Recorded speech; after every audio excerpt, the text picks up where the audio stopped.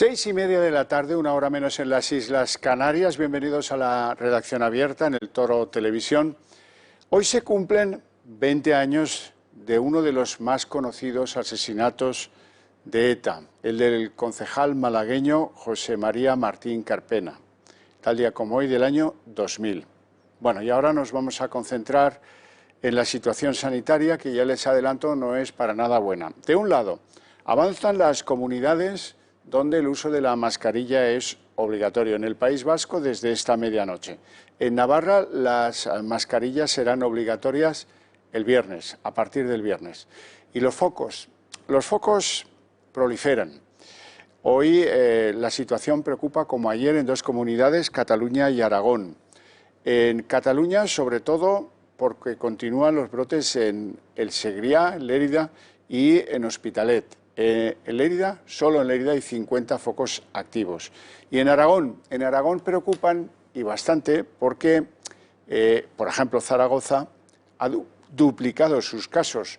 En toda Aragón hay 83 casos nuevos, 57 positivos, igual que en la ciudad de Zaragoza, igual que cuando se decretó el estado de alarma, recuerda su alcalde, con un brote muy preocupante en Albalate de Cinca.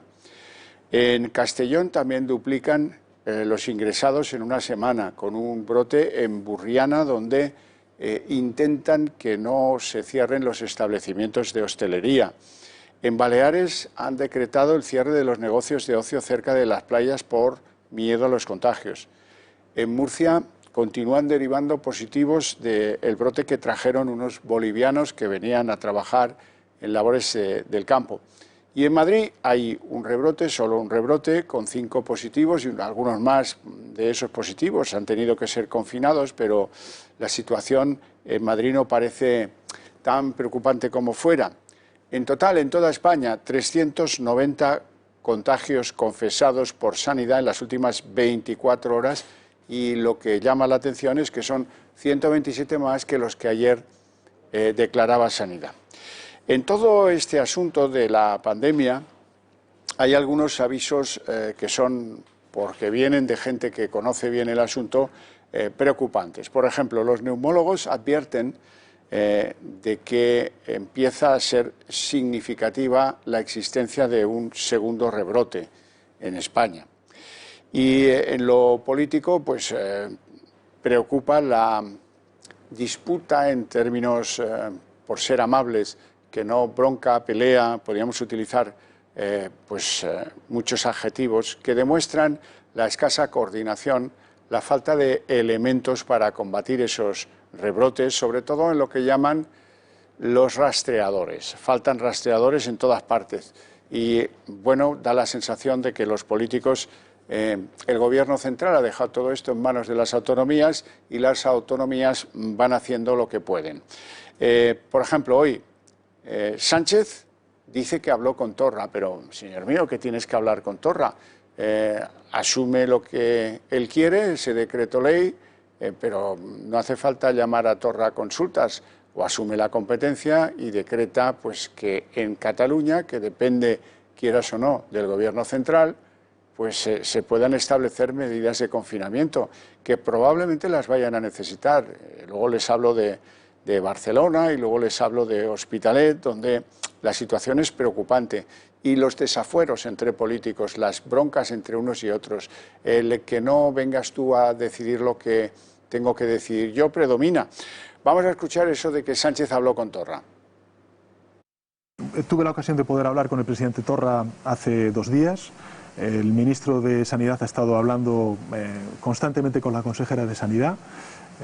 Y siempre hemos trasladado el mismo mensaje al Gobierno de la Generalitat de Cataluña como al conjunto de gobiernos autonómicos. Tienen la máxima colaboración, la máxima disponibilidad por parte del Gobierno de España para arrimar el hombro y ayudar en el objetivo común que tenemos de controlar el virus en estos rebrotes. Pero él se lava las manos. Esto ya tienen toda la solidaridad, les ayudaremos en todo, faltaría más, pero si Torra se toma por su mano el usurpar pues decisiones que corresponden al gobierno central, nosotros pues haremos como que no lo vemos o que no nos damos por enterados.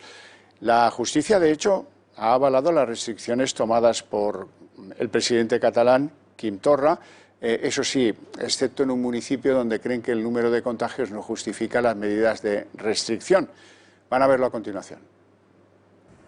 El Juzgado de Instrucción 16 de Barcelona y el Juzgado de Instrucción 2 de Lleida han ratificado la madrugada de este miércoles las medidas restrictivas del Govern para controlar los brotes de coronavirus en Lleida y l'Hospitalet, con algunas excepciones. En el auto se ratifican las recomendaciones y restricciones para los barrios de La Torrassa, Florida Nord, Collblanc y Florida Sud del Hospitalet, consistentes en limitar la movilidad y la actividad social, pero rechaza la prohibición de limitar las reuniones de más de 10 personas por afectar a un derecho fundamental y asegurando que nada obsta a que se produzcan si se respetan las obligaciones como uso de mascarilla y mantener la distancia personal.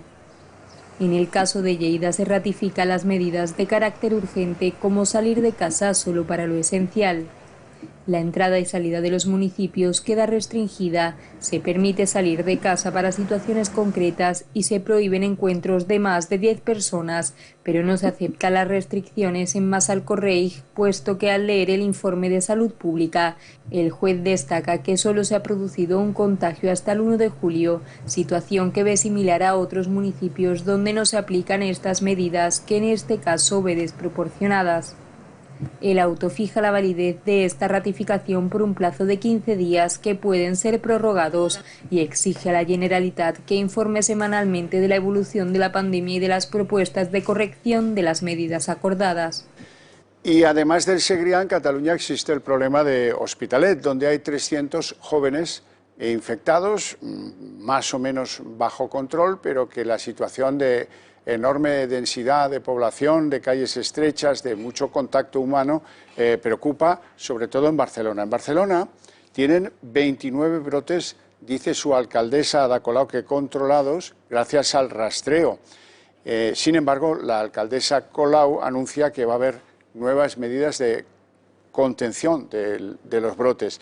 No habla de confinamiento, pero esto la verdad es que puede empeorar. Y aquí viene uno de los reproches que yo hacía al principio de desencuentro entre políticos. Resulta que en el Ayuntamiento barcelonés se han preocupado para tener suficientes rastreadores. ¿Cuál es la labor de un rastreador? Pues detectar con quién ha estado en contacto un positivo y aislarlos. Esa es la labor de los equipos de rastreo. Por lo visto, el Ayuntamiento de Barcelona tiene 29 equipos de rastreo que ha puesto a disposición de la Generalitat para que, si no tiene, como parece, por lo que llegan informaciones en Lérida o en otros lugares de Cataluña, pues haga uso de esos equipos de rastreo. Y Torra lo ha rechazado y los ciudadanos asisten impávidos a esta ceremonia de unos políticos que, en lugar de ser la solución al problema, son parte del problema. En fin, y a nivel internacional quiero señalarles que parece que la vacuna de una de las compañías científicas y de explotación de fármacos, que se llama Moderna, es norteamericana, va ofreciendo resultados muy prometedores. De hecho, a partir del día 27 de este mismo mes de julio, van a empezar a experimentar con 30.000 personas la prueba definitiva para que esta vacuna sea realidad. Independientemente de la prueba, creo que ya la están fabricando, así es que vamos a tener antes de final de año por lo menos la vacuna de Moderna, si es que las pruebas sobre esas 30.000 personas que están a punto de comenzar son positivas y esperemos que lo sean.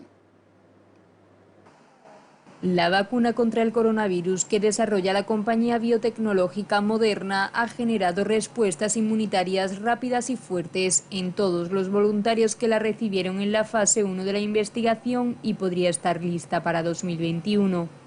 Los primeros resultados de la investigación de Moderna se han publicado en el New England Journal of Medicine y en concreto muestran que la vacuna desencadena una respuesta inmune con efectos secundarios leves como fatiga, escalofríos, dolor de cabeza, dolor muscular y dolor en el lugar de la inyección.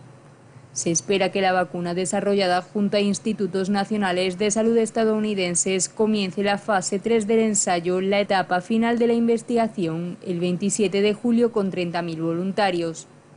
Así, según ha señalado Moderna en un comunicado, la compañía está encaminada a poder entregar aproximadamente 500 millones de dosis al año y posiblemente hasta 1.000 millones de dosis al año a partir de 2021. En este sentido, desde el Twitter de Salud Pública han informado que España formará parte del proceso de producción de esta vacuna que desarrolla Moderna. El acuerdo alcanzado aumentará la capacidad global de producción de la futura vacuna para garantizar el acceso equitativo a toda la población. Y hoy ha continuado el periplo europeo del presidente Sánchez. Hoy, primera escala, Suecia. Allí se ha visto con el primer ministro sueco, Stefan Löfven. Y ha sido tan claro como fue Rutte, el primer ministro holandés, y un poco más diplomática se mostró Angela Merkel. Pero no crean, el sueco le ha venido a decir a Sánchez que, oiga, créditos sí, pero subsidios no. Y con ese escaso margen de duda, pues ha emprendido Sánchez camino de París para verse con Macron. De todo ello, pues hablaremos más tarde a lo largo del programa para que ustedes conozcan las dificultades que va a tener España en conseguir esos 140.000 millones que son para nosotros el ser o no ser. Sin esos 140.000 millones o con una reducción importante de ellos porque no gusta en Europa el programa de lo que lleva hecho el gobierno de Sánchez e Iglesias, pues entonces no tenemos opción. Vamos a un rescate urgente. En fin, hoy aparecen datos de la Casa de Tezanos, de lo que antes era el Centro de Investigaciones Sociológicas y ahora es el Centro de Investigaciones Sociológicas del Gobierno. Tomada la muestra, apenas un día antes del desastre electoral para Podemos, el 12 de julio, en Galicia y el País Vasco, lo sorprendente del análisis que hacen los de Tezanos de la situación política es que el PSOE crece. Vamos, no esperábamos otra cosa. Nos lo cuenta Patricia Tenorio. Cuando quieras. El PSOE volvería a ganar las elecciones según el CIS de José Félix Tezanos y con nuevo récord. El partido de Pedro Sánchez lograría un 32,1% de los votos, sube hasta un punto más que hace un mes, 4 más que en las elecciones del 10 de noviembre. Por otro lado, el PP subiría hasta el 21,2% de las papeletas. Unidas Podemos también sube hasta el 12,1% frente al 11,4% del anterior barómetro.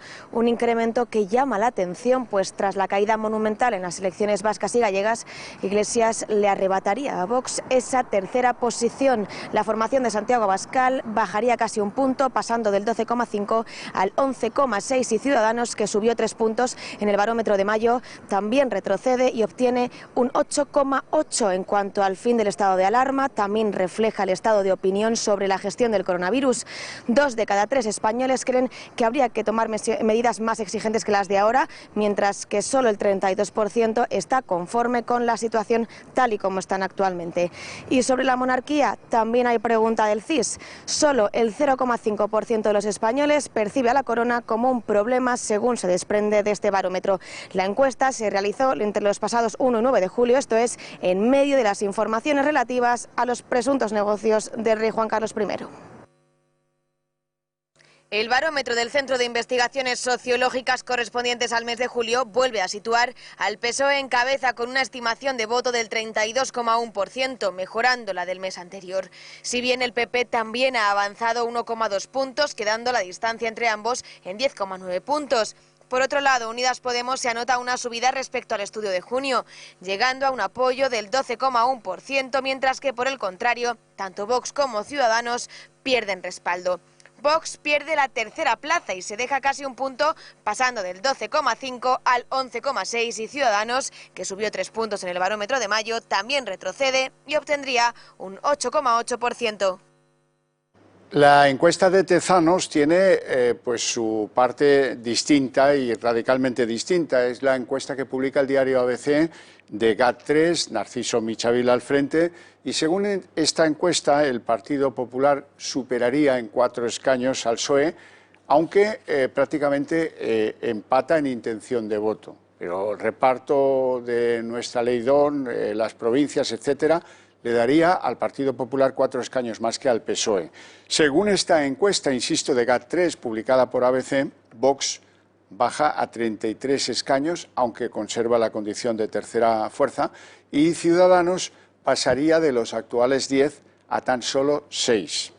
Bueno, son encuestas. Ya saben que de las encuestas que nosotros nos fiamos es de las del día de las elecciones. Las de Galicia, por ejemplo, pues sí, es así. Las encuestas tampoco pronosticaban eso, dicho sea de paso. Hoy hay una publicación que es definitiva en el diario El Mundo. La abogada tanto de Dina como de Iglesias como de Podemos dice que la idea del robo, pues que no hay existencia o no hay indicios de procedencia ilícita, lo cual le da a todo esto, en una dirección casi unívoca, la idea de que alguien ha fingido un caso Cloacas de principio al final. Para hablar de ello, don Esteban Urreiztieta, subdirector del diario El Mundo, muy buenas tardes, y autor de la información, por cierto, y felicidades. Esteban, muy buenas tardes. Buenas tardes. Esto confirma que en Podemos sabían que no había tal robo, con lo cual pues llama la atención lo declarado ante el juez por Iglesias y pues si no hubo tal procedencia ilícita también demostraría que ha habido alguien construyendo un caso sabiendo que era mentira.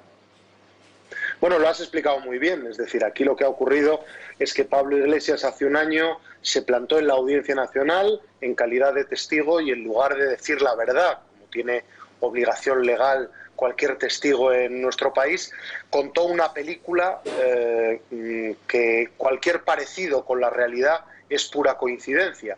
Es decir, él dijo que el robo de su exasistente personal fue obra de las cloacas del Estado, de la policía del gobierno de Mariano Rajoy y que además en esa operación contaron con la complicidad de una serie de periodistas y de medios de comunicación.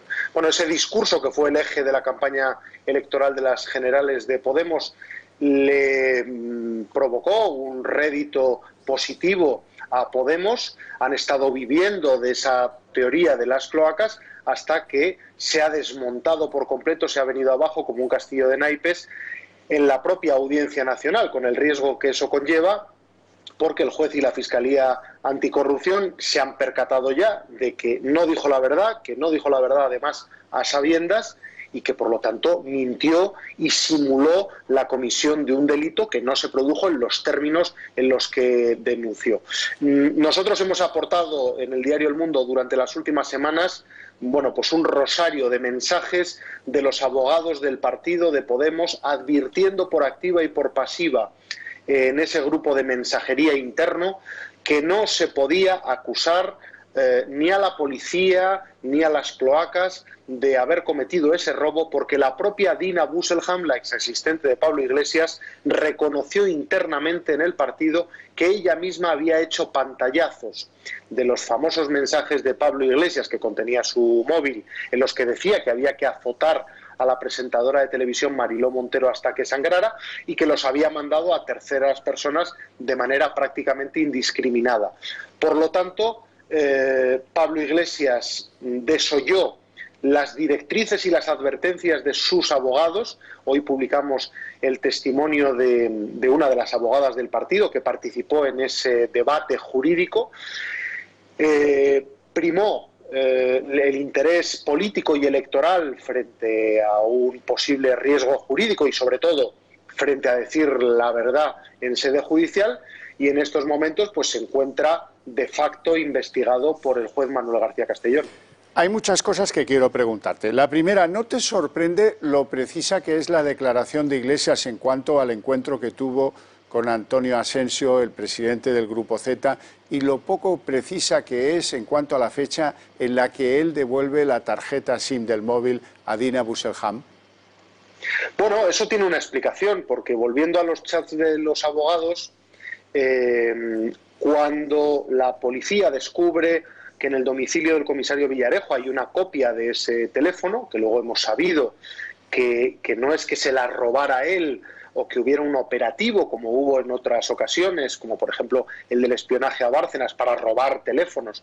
En este caso le llegó la tarjeta a través de la revista Interview en una comida.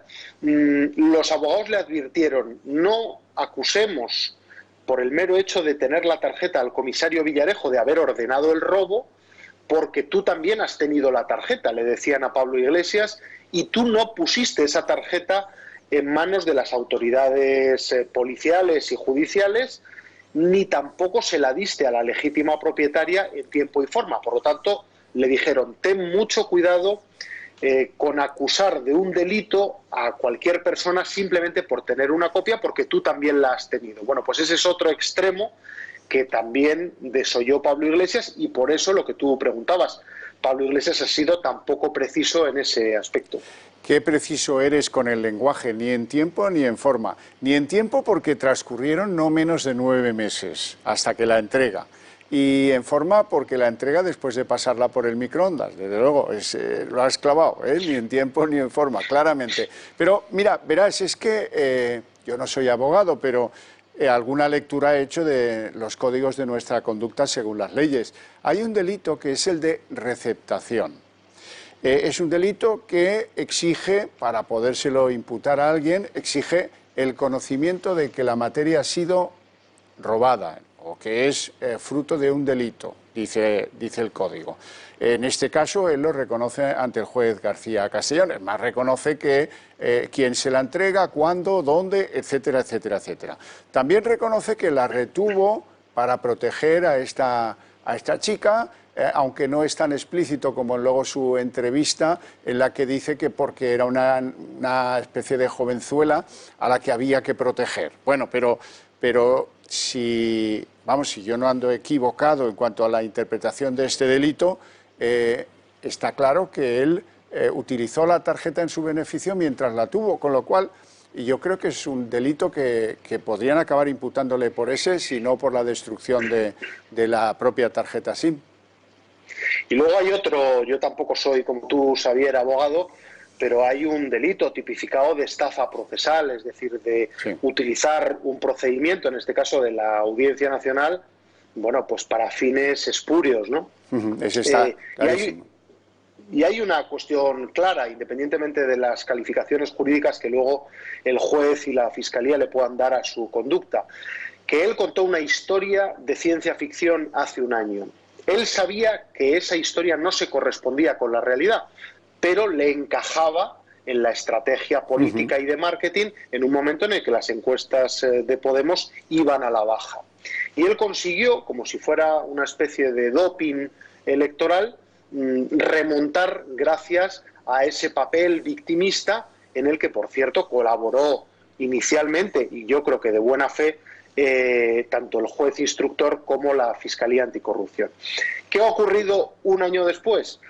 Pues que el juez y los fiscales han llegado a la misma conclusión a la que llegaron los abogados de Podemos 4 años antes. Es decir, en 2016 ya le advirtieron a Pablo Iglesias todo eso. Es decir, el coordinador del equipo legal de Podemos le llegó a decir en un mensaje: ha sido Dina la que ha sacado los pantallazos de los mensajes y por lo tanto no hay caso.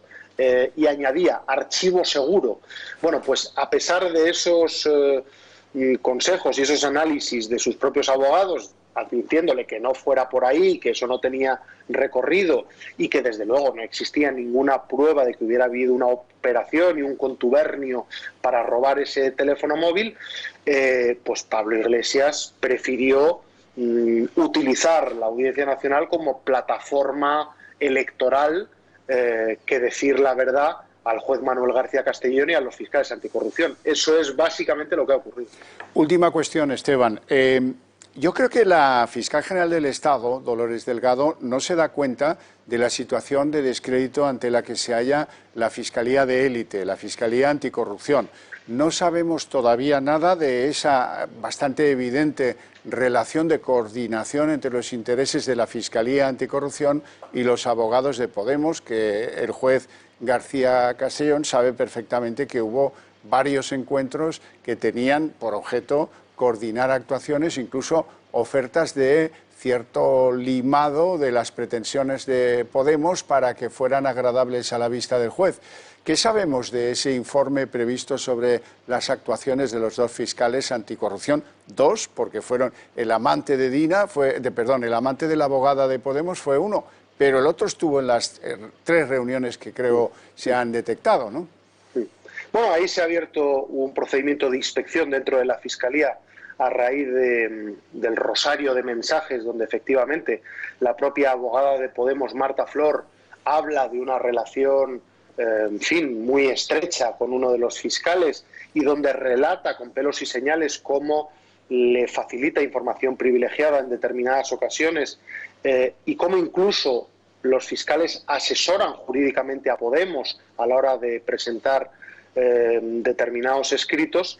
Lo que ocurre es que esa inspección ha quedado suspendida a raíz de la denuncia que ha interpuesto Vox por la vía penal y por lo tanto va a ser el Tribunal Superior de Justicia de Madrid y la Fiscalía de Madrid la que finalmente van a analizar todos esos mensajes y van a tomar una decisión sobre la continuidad de los fiscales al frente del caso Tándem. Mientras tanto, la Fiscalía Anticorrupción, la jefatura de la Fiscalía Anticorrupción, defiende el papel de los fiscales hasta el punto de que, en fin, considera que su actuación ha sido impoluta y que no han incumplido ni han actuado de manera absolutamente irregular. Pero, desde luego, hay elementos en esos mensajes, como por ejemplo que le cuentan a Podemos una conversación privada que tuvieron los fiscales con el juez, planteando la posibilidad de entrar y registrar OK Diario simple y llanamente por haber publicado los chats de Pablo Iglesias,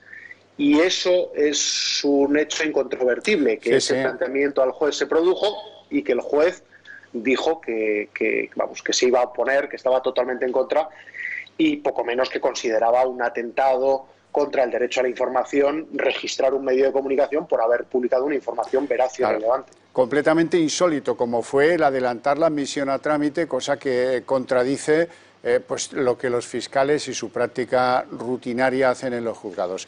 Esteban Urreiztieta, un placer enorme, muchísimas gracias, te deseo que tengas muy buena tarde. Gracias, Javier, un fuerte abrazo.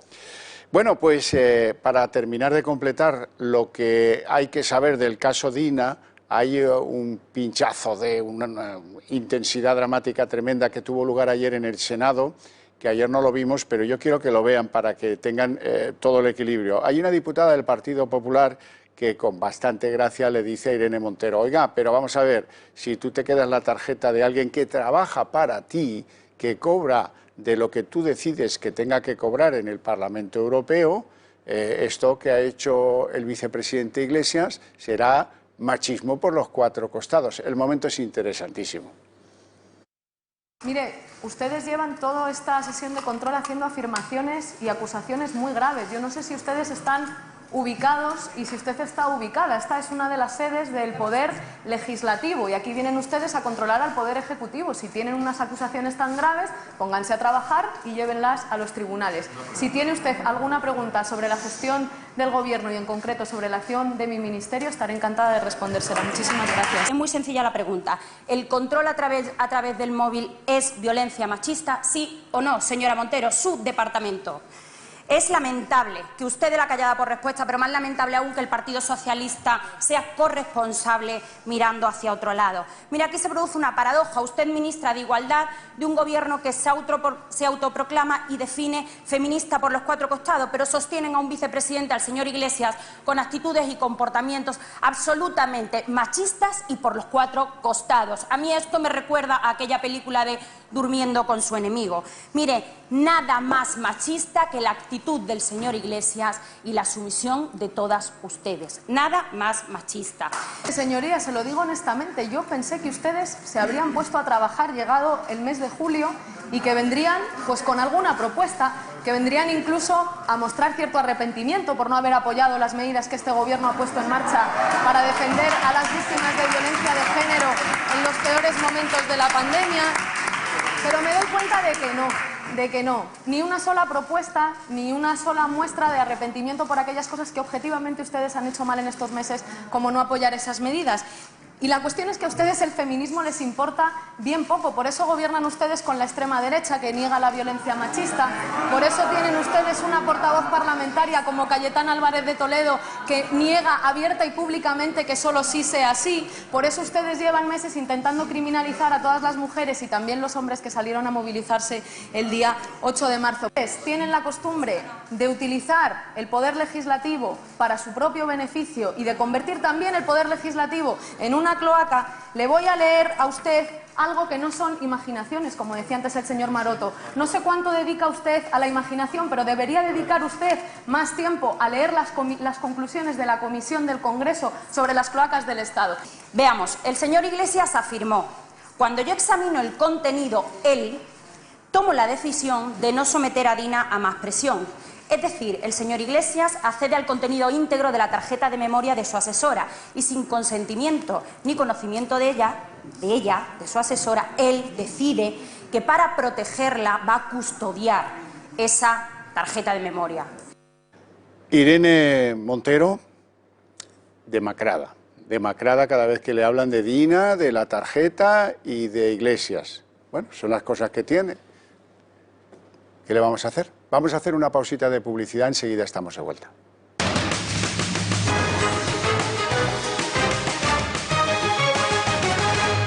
Abrimos la página de Economía, ya me acompaña don Antonio Banda, CEO de Phil Capital. Muy buenas tardes. Hola, buenas tardes. Hoy un día un poco convulso porque nos hemos levantado en Estados Unidos con más sanciones a China y a Hong Kong. Y esto, los mercados, ¿cómo lo han recibido? Bueno, los mercados ahora están poniendo el foco en la vacuna, entonces todo lo demás queda un poco por detrás, ¿no? Y ayer sí que es verdad que Trump lo que viene a decir es que esa relación de afecto que tenía con Hong Kong y que esperaba mantener después de los acuerdos comerciales, la ha apartado totalmente. O sea que están en una vinculación que yo creo que Trump está definiendo claramente cuáles van a ser sus puntos de apoyo para la reelección, ¿no? Y está dando señales al mercado que él quiere hacer el foco, sobre todo, en primer lugar, en la economía americana y, en segundo lugar, en que el país recupere la situación, ¿no? Entonces, ante esa nueva dirección que está tomando la política presidencial, pues vamos a tener muchas más noticias por ese lado, ¿no? Quiere apartarse del todo de China. Entonces puede venir algo más de ruido con todo lo de los acuerdos comerciales, que fue lo que llevó ayer a la situación y a la evolución de la bolsa americana, y hoy la tenemos pues más o menos en esa misma línea. Sin embargo, por cierto, hay una noticia que llega de Estados Unidos, pero que tiene que ver con el Santander, casa que usted conoce bien. Se obstina el Banco Santander en pedirle a la FED que le permita repartir dividendos. ¿Por qué lo hace? Bueno, fundamentalmente porque la cotización en bolsa en Estados Unidos implica que tengas que hacer algunas obligaciones que cuando te quitas de esas obligaciones lo que haces es un incumplimiento de los accionistas, ¿no? Y normalmente todos esos accionistas institucionales que buscan estar en una determinada compañía con una serie de objetivos, si le quitas el objetivo, que es el dividendo, pues estás en un incumplimiento, y lo que te puede implicar eso es que no vuelvan a entrar más, o sea, que te tachen como objetivo de inversión, y eso es por lo que está preocupado el Santander, y por eso está intentando diferenciar la acción en España y la acción en Estados Unidos. Entendido. Bueno, vamos con el territorio de la economía española, que no es para nada halagüeño. Por un lado, la FEDEA, que es la agrupación de los que están interesados en la economía aplicada, avisa de que después de que terminen los ERTEs va a haber una merma en el empleo espectacular. Hablan de 1.200.000 empleos menos después de los ERTEs. ¿Le parece un cálculo orientativo, aproximado, exagerado? Bueno, lo que tenemos que esperar es a la situación en septiembre, ¿no? Yo creo que ahora estamos en el totum revolutum que nos han metido pues la falta de concreción de hasta cuándo van a durar los ERTEs. Estamos en un momento clave por el lado de las negociaciones con Europa, ¿no? Cuánto realmente nos va a dar Europa para ayudarnos, y parte de esa ayuda va a ir dirigida a la creación de empleo. Si resulta que esas ayudas son muy inferiores a las que esperamos, lo que probablemente ocurra es que el desempleo se dispare y tengamos más de esos 800.000 superior que nos han calculado, ¿no? Y nos vayamos a números muchísimo más altos. FEDEA calcula que 1.200.000 empleos, después de que a finales de septiembre acabe el periodo útil de los ERTEs. Más datos negativos, ANFAC. ANFAC dice que la demanda de coches va a caer este año un 35% y dice que las matriculaciones van a ser muy escasas. Malas noticias para ese sector en general. Bueno, es que ha sido un sector que ha tenido un trimestre absolutamente en paro, ¿no? O sea, no se ha vendido un coche durante todo el estado de alarma, ¿no? Y entonces ahora la recuperación no suele ser una recuperación tampoco de las ventas en V, como se pretende en otros sectores, ¿no? Esto tiene que volverse a poner en marcha. Hay una dependencia del sector turístico que a veces lo que puede llevar es que no se vendan coches de alquiler porque no vamos a tener turistas que vayan a alquilarlos. Entonces, toda esa parte que también es fundamental a la hora de vender coches tampoco se va a producir, ¿no? Por lo tanto, los números para el sector de automoción son realmente malos, ¿no? Y van a seguir siendo, a no ser que tengamos algún tipo de nueva situación en la que podamos ver que este sector recupera, pero de momento las cosas no van por ese camino. Bueno, ¿y en qué andan los personajes que en este gobierno se dedican a analizar la evolución de los mercados? Andan en una especie de invento para tratar de premiar al accionista que se queda. Le llaman acciones de lealtad. ¿Qué son? ¿Qué le parece? ¿Esto es una injerencia en el mercado? ¿Cómo lo van a ver los fondos internacionales?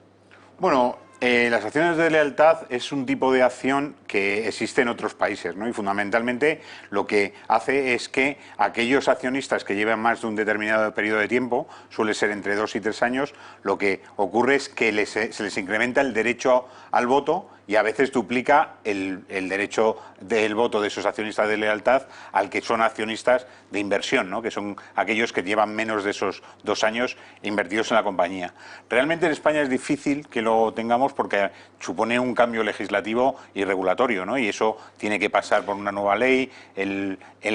Tal como está, y hemos visto, este gobierno ha sido capaz de aprobar una sola ley en todo el tiempo que lleva, pues lógicamente no creo que sea su objetivo principal. Pero eso frenará los deseos de los fondos por entrar en valores españoles, ¿no? Bueno, si se marca como en la parte legislativa, lo que haces es al final valorar esa situación como un elemento que va unido a la posición, ¿no? Y enseguida reconoces qué accionistas son accionistas de lealtad, es decir, accionistas a largo plazo, y cuáles están haciendo más una inversión especulativa. Entonces, en otros países que existe, desde luego, es una cosa que se tiene como valoración a la hora de justificar el precio de la acción. Pero lo que no puede ser es que te entre de nuevo y entonces cambiaría todo nuestro sistema de valoración de compañías. Claro. O sea que habría que hacer una nueva valoración de aquellas compañías que puedan admitir esas acciones de lealtad. Y hoy ha habido una cosa que cambia las cosas. En materia de las grandes compañías que dominan el mundo, el Tribunal de la Unión Europea ha decidido que los señores de Google no tengan que pagar a Irlanda pues 13.000 millones de euros, que esta es una antigua ofensiva europea que quería que devolvieran 13.000 millones pues de ayudas fiscales que el gobierno de Irlanda, no siempre leal con todos los demás gobiernos europeos, les había permitido, les había consentido. Había una guerra abierta. Y hoy resulta que este tribunal le reconoce a Google el derecho a esas ayudas, que eran legales en Irlanda, y por lo tanto no tienen que devolver esos 13.000 millones. Con lo cual parece que Europa empieza pues, a tratar de otra manera a los Google, Apple, Amazon, Facebook, lo que llaman los técnicos los GAFA. Así es que vamos a ver un trabajito para que nos empapemos bien de esto, porque va a cambiar las cosas.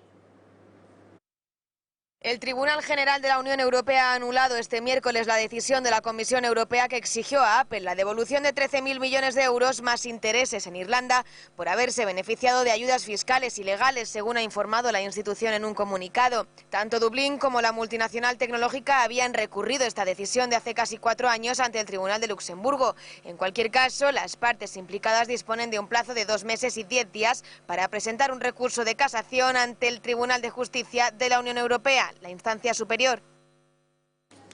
O sea que los que están por la tasa Google y demás, han tenido una mala noticia hoy. ¿Cómo lo ve? Bueno, Google lo que sí tiene es buenos abogados, ¿no? Y al final lo que ha puesto sobre la mesa es que si ellos estaban cumpliendo con la ley, ¿por qué se les va a dar la vuelta así, por las buenas, ¿no? Y yo creo que eso es importante.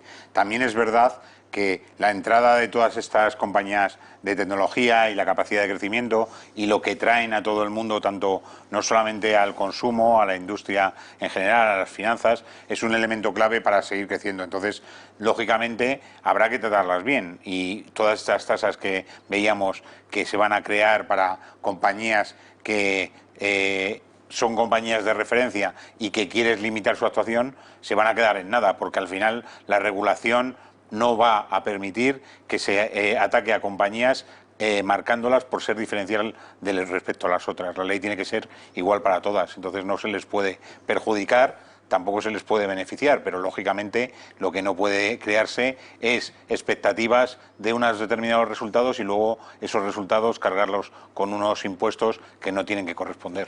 Uno de los grandes del juego en España, la empresa Codere, pues estaba en una situación en la que al filo del concurso de acreedores. Sin embargo, y sorprendentemente, resulta que hay dinero en los mercados para el juego en España, para Codere, y ha obtenido 250 millones de euros con los que presuntamente pueda evitar el concurso de acreedores. ¿Esto le ha sorprendido?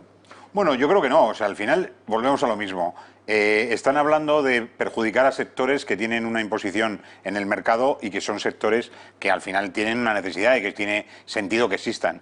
Resulta que tenemos un gobierno que está atacando a este sector pero que luego no es capaz de legislar. O sea que para eliminar un sector de nuestra actividad tienes que legislar y de justificar por qué vas a ir contra ese sector. Como el mercado entiende que es imposible que legislen contra el sector penalizándolo por unas razones que no tienen ningún sentido, pues nos vamos a encontrar que el sector tiene ese apoyo y desde luego ha hecho una ampliación de capital que ha cubierto, porque las expectativas para el sector en España, pese a los políticos, parece que no van a ser malas. Pues lo que sí me ha sorprendido a mí es que después de Ministerio de Transición Energética, de las declaraciones rimbombantes de Teresa Rivera, de un gobierno que presume de energía eólica, fotovoltaica, solar, etcétera, etcétera, etcétera, en la isla de Tenerife lleven 2 apagones en los que se han ido a cero. ¿Esto es territorio Endesa? Sí, pero no se explica, porque preguntados por los medios locales qué es lo que ha pasado, la respuesta de la compañía y del sistema eléctrico en Tenerife es no lo sabemos. Un tanto contradictorio esto, ¿eh?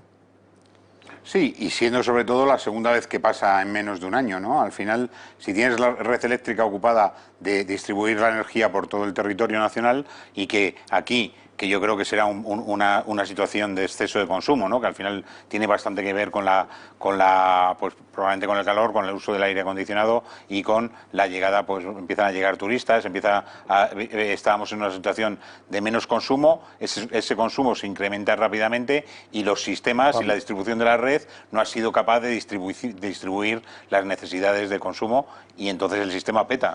Hay que desde luego decir que lo normal es que esto no tenía que pasar, bueno, y todo el gasto que tenemos... Más que nada porque están a 22, 24 grados y más que nada porque este es el año con menos turistas en Tenerife de la historia, con lo cual si el sistema falla en estas situaciones no quiero yo pensar. Cuando empiecen a incrementarse, desde luego. Hacemos el cierre de bolsa, si le parece. Estupendo. Bien, cerramos hoy la bolsa del IBEX 35 en positivo, 1,84% arriba, 7.487, casi tocando los 7.500, con algunos aumentos explosivos. Por ejemplo, IAG, la holding de Iberia y de Vueling, sube 10,99, Meliá sube un 7,46, a pesar de ser un sector turístico pues que no está muy fino, y Siemens también sube más de un 7%. Los que más bajan son Colonial, Telefónica y Repsol. ¿Cómo ha visto la sesión? Bueno, la sesión sigue marcada pues por el movimiento debido a la posible aparición de el antivirus, ¿no? O sea, la vacuna. ¿Y qué ocurre? Pues que en cuanto hay rumores, hay noticias, empieza a verse posibilidades del lanzamiento de la vacuna, pues vemos que los sectores que están vinculados directamente al turismo y a la capacidad de crecimiento recuperan. Y por otro lado, ¿cuáles están perjudicados? Pues aquellos que están en el lado contrario, ¿no? Y que han tenido algo de valoración.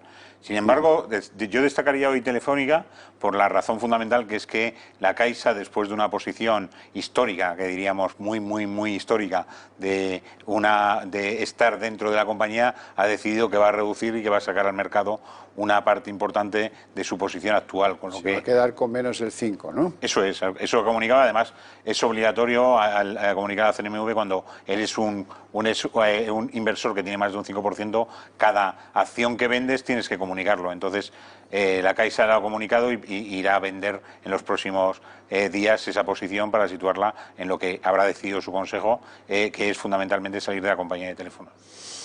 Sí, son unas acciones que, por poco que valga ahora Telefónica, ya valdrán más que cuando se compraron. Es uno de los pocos casos excepcionales porque llevan ahí la intemerata del tiempo. Eso es, sí, han sido siempre de referencia. Claro.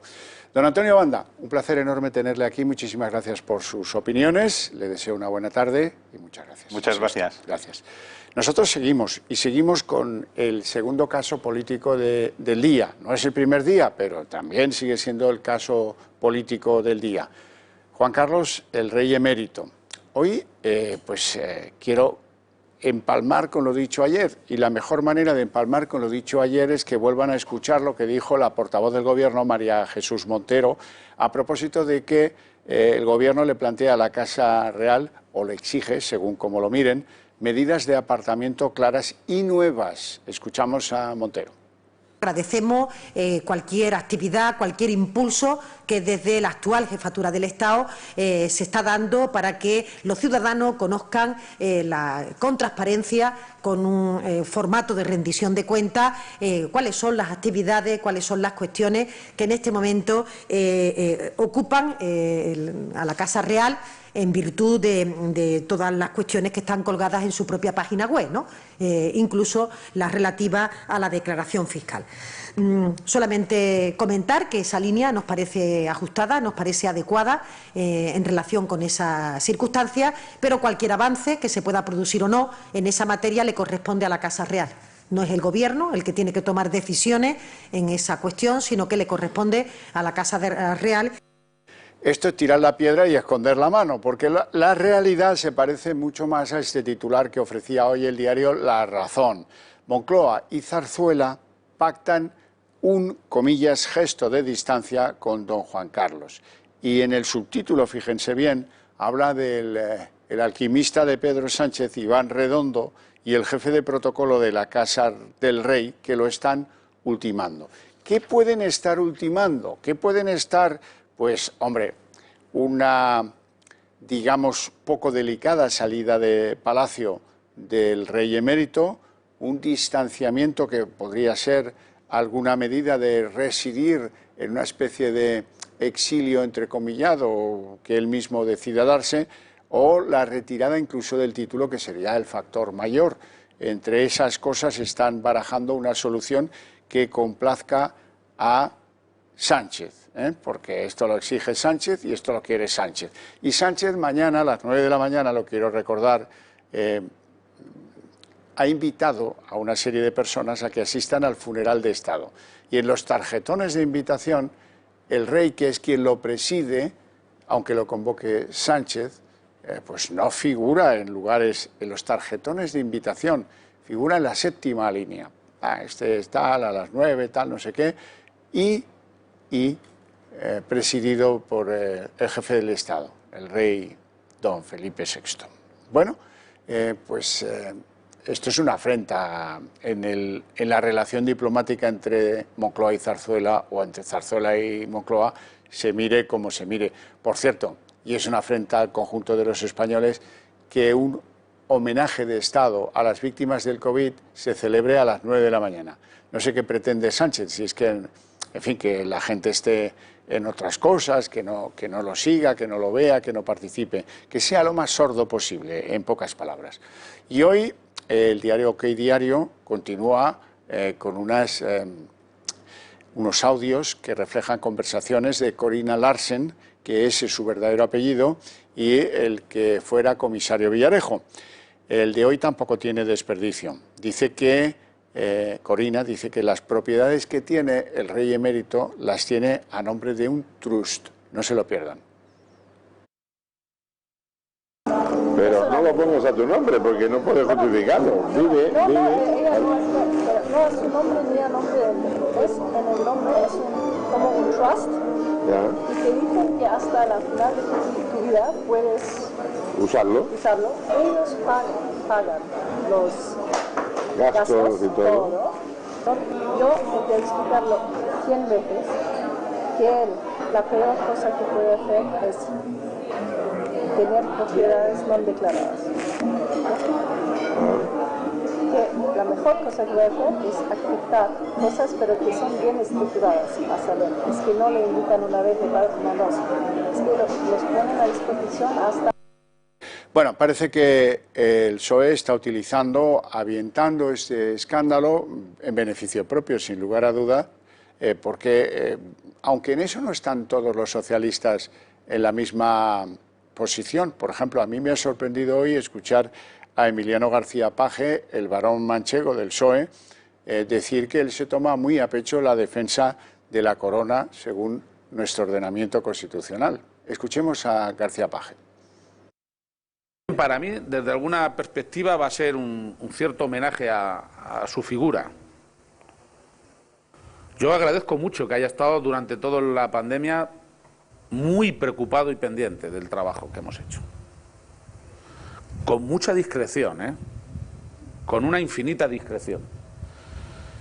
Y por tanto tiene todo mi apoyo. En estos momentos más, porque lo que no comparto, en lo que no estoy de acuerdo, es que las instituciones del Estado tengan que quedarse solas defendiéndose a sí mismas en momentos de dificultad. Las leyes se rubrican por el jefe del Estado. Las sentencias y los fallos judiciales se firman en nombre del rey. Y los nombramientos, incluidos los de los gobiernos, los firma el jefe del Estado.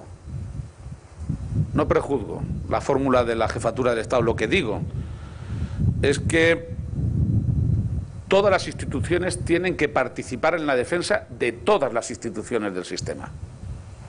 Lo contrario, literalmente, nos lleva a un sálvese quien pueda, y algunos tenemos más responsabilidad, los que encabezamos comunidades autónomas, que somos parte del Estado. Soy el representante ordinario del jefe del Estado en esta comunidad autónoma y por tanto me tomo a pecho la defensa de la corona. Pues verso suelto en casi todo dentro del PSOE, Emiliano García Paje, que dice que se toma muy a pecho la defensa de la corona. Porque una cosa es la actuación correcta o incorrecta, luego hablaremos de eso, lo tendrá que decidir el juzgado o los juzgados en España y en Suiza. Hay dos que están investigando eso, pero en cualquier caso, una cosa es la actuación de la persona que ocupa el cargo y otra cosa es la erosión sobre la institución, sobre la corona, que es parte esencial de la unidad de España, según dice nuestra Constitución. Si lo que quieres es buscar argumentos para defender una hipotética transformación de España en una pseudo-república, pues, oye, a pecho descubierto y con razones. ¿En qué afecta la actuación, aunque se confirmen los peores presagios de lo que pudo hacer o no con los 64 millones de euros recibidos? Dicen que no por lo del tren de Arabia Saudita, sino porque eran un regalo de las monarquías del Golfo. Bueno, sea como fuere, ¿en qué afecta eso a su hijo, a Felipe VI? Vamos a ver. En cambio, Sánchez dice que él no entra en los temas judiciales, excepto en este. O sea, cuando le hablan del caso Dina, dice que él de los temas que están subyúdice no habla. Por principio, ya saben ustedes, la palabra de Sánchez es, bueno, una cosa dura lo que dura. En cambio, sí entra en el caso de Juan Carlos I. Dice que le preocupa, que está absolutamente consternado por lo que lee como los españoles, etcétera, etcétera, etcétera. Ahí sí. Y ahí hay un interés claramente político y claramente contrario a la corona. En cualquier caso, a la corona le salen defensores en el escenario de lo político y tendrán que oírlos también. Una cosa son las cintas de Corina y Villarejo Y otra cosa son las definiciones de los políticos que ya las conocen, la de García Paje o la de Rocío Monasterio, que representando a Vox quiere agradecer a Juan Carlos I lo que hizo y denuncia ataques encubiertos a la monarquía, que es lo que yo les estaba tratando de hacer llegar. Vamos a escuchar a Rocío Monasterio. Hoy muchos empleos y en muchas empresas que han estado en España y que han dado trabajo a mucha gente ha sido gracias al trabajo del rey emérito, gracias a sus gestiones con determinadas monarquías, gracias a su labor de embajador por todos los lugares de España, del mundo. Por cierto, labor de embajador que no sabe hacer Sánchez, al que por cierto no le escucharían en muchos lugares, y que ahora Sánchez y sus socios comunistas han decidido emprender una campaña en contra de la monarquía. Y todos los artículos del rey emérito tienen como único objetivo socavar un pilar fundamental de las instituciones y un pilar fundamental de todos los españoles y que además representa la unidad de toda España, que es la monarquía. Por lo tanto, nosotros no vamos a permitir este ataque encubierto a la monarquía. Y ahora y más que nunca, estamos con nuestro rey y vamos a defender lo que es un pilar fundamental de España. Volveremos más tarde a Rocío Monasterio y a otra cosa que ha dicho, que tiene que ver con el funeral de Estado de mañana, pero antes hemos salido a la calle a preguntar a los españoles, a los paisanos, si ellos creen que la figura de Juan Carlos I se ha deteriorado al conocimiento de estas informaciones que hemos conocido en los últimos días. Igual que no somos responsables de todo lo que hicieron nuestros padres, son dos reyes distintos, pero evidentemente la monarquía se resiente como institución. Hombre, más o menos se iba esperando cuando ya lo de la herencia y todo este tema, sí, ya se iba barullando el tema. Es que hay que poner en una balanza lo que se ha hecho y lo que se ha dejado de hacer. Quiero decir, a mí no se me olvida que Juan Carlos I trajo la democracia, nos salvó de un golpe de Estado. Cuando lo demuestren, pues si es así, pues yo creo que habrá hecho mal, pero hay que demostrarlo, que no son regalos, porque si es un regalo o realmente que no lo haya declarado en España. Yo creo que el rey de ahora se ha separado bastante del anterior y entonces ya el problema va a ser distinto, no se quiere mezclar. Lo que pasa es que yo creo que siempre han existido privilegios, ¿no? Entonces, bueno, tampoco me puede extrañar, lo mismo que también existen en el gobierno. Bueno, opiniones que nos ha trasladado Alberto Soto y que demuestran que la gente afina, ¿eh? La gente afina y está al cabo de la calle de casi todo. Hablemos del funeral de Estado que tendrá lugar mañana a las tempranas 9 de la mañana. Cosas que organiza Peter Sánchez. La cuestión es ir o no ir a ese funeral. Van a ir muy pocas personas, los invitados por el presidente del gobierno, pero bueno, estar pendiente de ello o acudir a los aledaños de ese lugar donde se celebra. Miren, no es importante ir o no ir. Se puede ir pensando que el homenaje es una burla por parte de Pedro Sánchez, tardío, sin conocer los nombres de las personas, sin reconocer el número de los afectados. Y esos mismos argumentos sirven para decidir no ir y no hacer caso a ese funeral de Estado. El funeral se lo dimos en la Almudena. Ese es el verdadero funeral. El funeral religioso por unas personas que han fallecido. El de Estado no está mal, llega muy tarde, llega pues en la canícula de julio a las 9 de la mañana, casi con sordina. ¿Hacerle caso o no hacerle caso a la convocatoria de Sánchez? Bueno, pues con reservas se puede presenciar, incluso en los aledaños, no hay ningún problema. O se pueden oír, que es el planteamiento de Vox, hecho público por Rocío Monasterio, que dice que ir al funeral, se supone que está hablando como dirigente político, supone consolidar las mentiras de Sánchez, y razón no le falta. Vox no acudirá al funeral que se va a celebrar mañana porque lo primero que tenemos que decirle a los españoles y contarles es la verdad de los 50.000 fallecidos que hay en España por el coronavirus. En base a la mentira no se puede construir nada, ni reconstruir nada, ni recuperar nada. Y no podemos hacer un funeral para 28.000 fallecidos y dejarnos el resto hasta 50.000.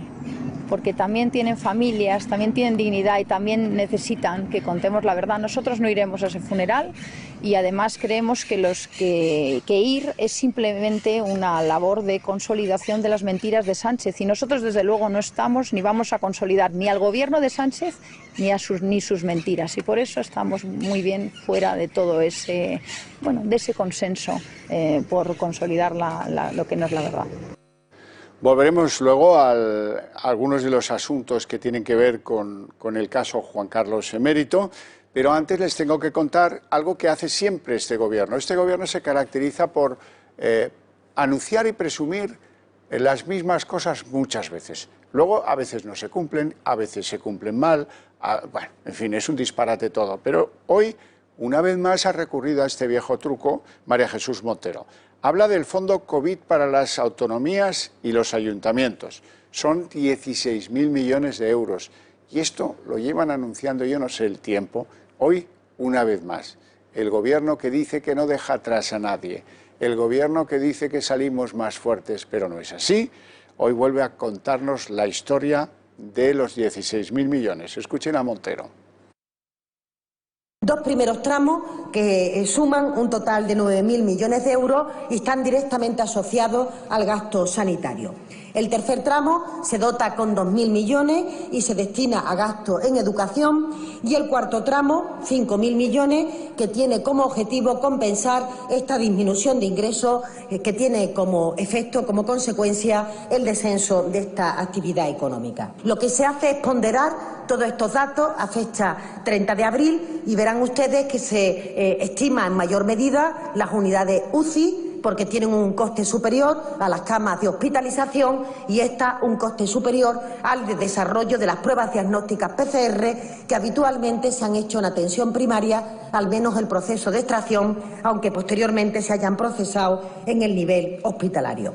Bueno, estos del gobierno de Sánchez son capaces de vender neveras en Alaska y hornos en el Congo. Le da la réplica Elvira Rodríguez, antigua amiga y amiga aún, claro, diputada del Partido Popular. Le dice, oiga, es que esto que dice usted es una obligación, no venga aquí a ponerse medallas que no toca. Pero lo cierto es que con él dan cumplimiento a una obligación. Un poco tarde, pero se cumple. Cuando hay una catástrofe, y la pandemia lo ha sido, el Gobierno debe atenderla. Tenemos otros ejemplos territorialmente localizados en España en otros años. Y eso es lo que se está haciendo con este Real Decreto Ley. Eso es, por otra parte, lo que estamos demandando de Europa en estos días. Que el Fondo de Reconstrucción Europeo favorezca más a los países más afectados. Bueno. Menos mal que alguien le recrimina a este gobierno esta actitud de propaganda continua, desde sus primeros pasos hasta el estado de alarma y posteriores, siempre la misma historia. Hoy, por cierto, también otra de las ministras estrella de este gobierno, Teresa Rivera, aunque las malas lenguas dicen que le quedan pocos meses en el gobierno, pero que es uno de los cambios que ya tiene el gran líder Sánchez en su cabeza. Hablaba de las medidas para la reactivación económica. La escuchamos a Rivera, la ministra. Dado que la gran mayoría de los contenidos de este decreto ley, a cuya convalidación les invito hoy, coinciden con propuestas incluidas por el Gobierno en el proyecto de ley de cambio climático y transición energética remitido el pasado mes de mayo a esta Cámara. Porque siendo asuntos, contenidos, propuestas maduras, urgentes e imprescindibles, la incertidumbre de la crisis y la necesidad de posicionarnos de cara a la recuperación obligaba a actuar con rapidez. ¿Les apetece conocer al milímetro cuáles son las actuaciones que en los juzgados se llevan y que tienen que ver con ese cobro de 64 millones a través de una fundación y de unos, digamos que, trasegadores de capitales a Suiza, Giancarlo Arturo Fasana, Dante Canónica, etcétera, etcétera? Seguro que han oído cosas deslavazadas, pero queremos conocer en qué punto se encuentra exactamente todo esto. y nos va a ayudar don Luis de las Heras, que es jefe del Departamento Penal de Durán y Durán Abogados. Muy buenas tardes, don Luis. Hola, ¿qué tal? Buenas tardes, ¿cómo estamos? Vamos a ver si es usted capaz de explicarnos claramente en qué punto se encuentra todo esto. Parece que hay un fiscal en Ginebra, por cierto hijo de fiscal, un tal Bertosa, que después de conocer que había en una cuenta, había pasado por Suiza esa cantidad, 64 millones de euros, pues se empezó a tener conocimiento de que tras esa cuenta había testaferros, pues, hombres de paja, de Juan Carlos I. Y envió de Suiza a España conocimiento de eso, y eso está ahora mismo en manos de los fiscales del Tribunal Supremo. ¿Hasta ahí vamos bien? Hasta ahí vamos bien. Bueno. Ahora se tratará de ver cuándo ocurrieron esos hechos a los efectos de determinar si puede haber responsabilidad o no del rey emérito. Es decir, si esos hechos, ese dinero, ese cobro o ese ingreso o ese regalo, que parece que es por donde se orientan algunos próximos al rey emérito, si se recibió mientras él era jefe del Estado. Si así fuera, ¿qué sucede? Si así fuera, aunque se puedan buscar tres pies al gato, la realidad es que el artículo 56.3 de la Constitución lo dice bien claro. Cualquiera que fuere la naturaleza de los hechos del rey está exento de responsabilidad penal. Por lo tanto, la cuestión es que todos los hechos que cometiera cuando fue rey están exentos de esa responsabilidad penal. Por lo tanto, carece de sentido ninguna investigación a este respecto. Y, por supuesto, sería no retroactiva un cambio de decisión en cuanto a la inviolabilidad del jefe del Estado. Por supuesto. Además, esto me genera especial gracia el populismo con el que se está introduciendo la cuestión, porque para reformar ese artículo hay que reformar la Constitución, que exige primero que se apruebe por mayoría de 2/3 de las dos cámaras, después que se convoquen elecciones, otros 2/3 de ambas cámaras lo vuelvan a ratificar y luego someterlo a referéndum a todo el país. Lo cual, hablar de la reforma de la Constitución es un absurdo, es únicamente populismo para introducir, vamos a hacer cosas que todo el mundo sabe que no se pueden hacer. Es imposible, dada la coyuntura política actual, acometer esa reforma de la Constitución.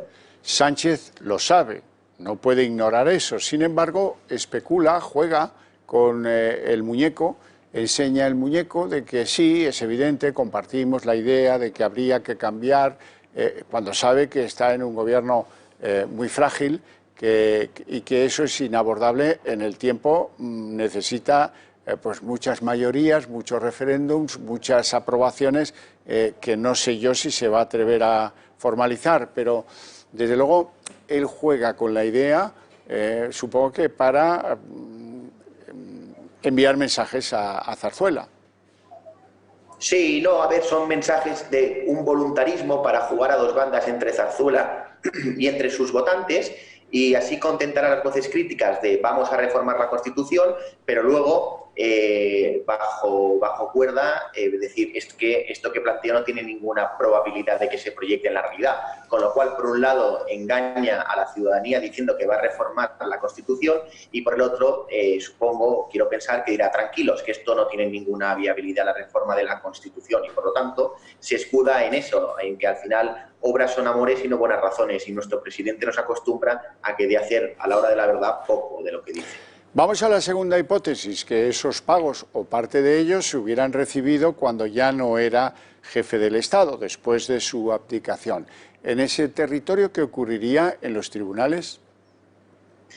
En ese caso, si los hechos son cometidos con posterioridad a la abdicación, no hay obstáculo a investigar al rey, porque en la medida que perdió el carácter de la inviolabilidad por ser rey, se convierte automáticamente a efectos procesales y de la justicia en un ciudadano normal, en un ciudadano ordinario, con la salvedad que estaría aforado al Tribunal Supremo, pero no habría ningún obstáculo para iniciar esa investigación. Precisamente por eso lo están acometiendo los fiscales del Tribunal Supremo, porque si se detectaran delitos cometidos con posterior a la abdicación, sería el tribunal competente, el Tribunal Supremo.